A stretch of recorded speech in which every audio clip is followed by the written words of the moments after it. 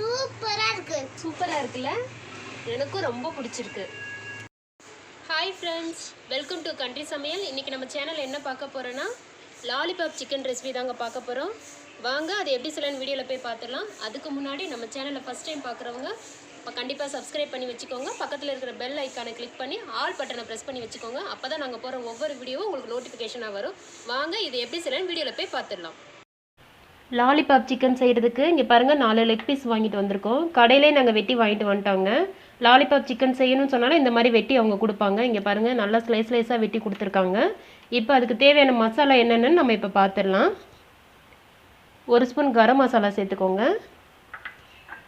1 spoon மல்லித்தூள், Kashmir chilli powder சேர்த்துருக்கேங்க, கலருக்காக சேர்த்துருக்கேன். நீங்கள் சாதாரண மிளகாய்த்தூள் கூட சேர்த்துக்கலாம். 1 ஸ்பூன் சிக்கன் மசாலா சேர்த்துருக்கேன். இஞ்சி பூண்டு பேஸ்ட்டு 1 ஸ்பூன் சேர்த்துக்கலாம். சேர்த்துட்டு இது நல்லா சிக்கனில் நல்லா படுற மாதிரி நல்லா மிக்ஸ் பண்ணி விட்டுக்கோங்க.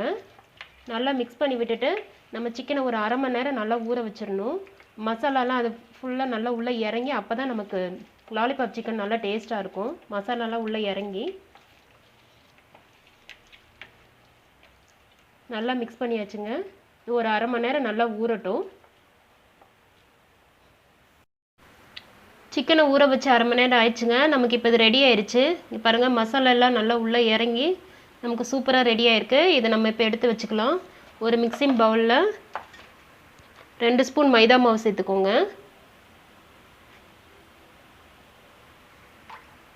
2 ஸ்பூன் கார்ன்ஃப்ளவர் மாவு சேர்த்துக்கலாம்.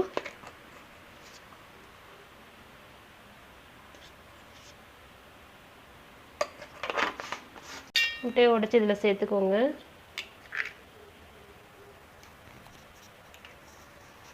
½ லெமன் இதில் புழிஞ்சு விட்டுக்கலாம்.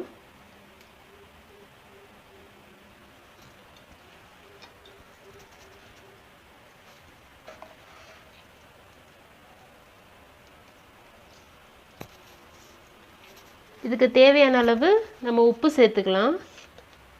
நீங்கள் எந்த அளவுக்கு சிக்கன் எடுத்துருக்கீங்களோ அதுக்கு தகுந்த அளவு உப்பு சேர்த்துக்கோங்க. நல்லா மிக்ஸ் பண்ணி விட்டுக்கலாம். தண்ணி தேவைப்பட்டால் ஊற்றிக்கோங்க, இல்லைன்னா இந்த முட்டையில் உள்ள இதுவே போதும் நமக்கு.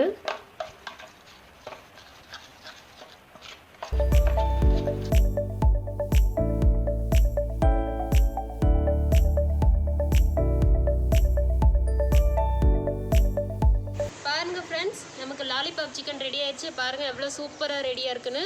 இப்போ இது எப்படி இருக்குன்னு நம்ம டேஸ்ட் பண்ணிவிட்டு எப்படி இருக்குன்னு நம்ம சொல்லிடலாம்.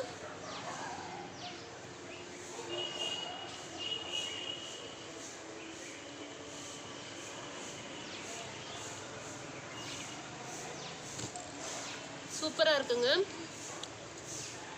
இதே மாதிரி நீங்களும் உங்கள் வீட்டில் ட்ரை பண்ணி பாருங்கள். இந்த வீடியோ உங்களுக்கு பிடிச்சிருந்துச்சுன்னா லைக் பண்ணுங்கள், ஷேர் பண்ணுங்கள், கமெண்ட் பண்ணுங்கள். கண்டிப்பாக சப்ஸ்கிரைப் பண்ணுங்கள். பக்கத்தில் இருக்கிற பெல் ஐக்கானை கிளிக் பண்ணுங்கள். இன்னொரு வீடியோவில் பார்க்கலாம். பாய்.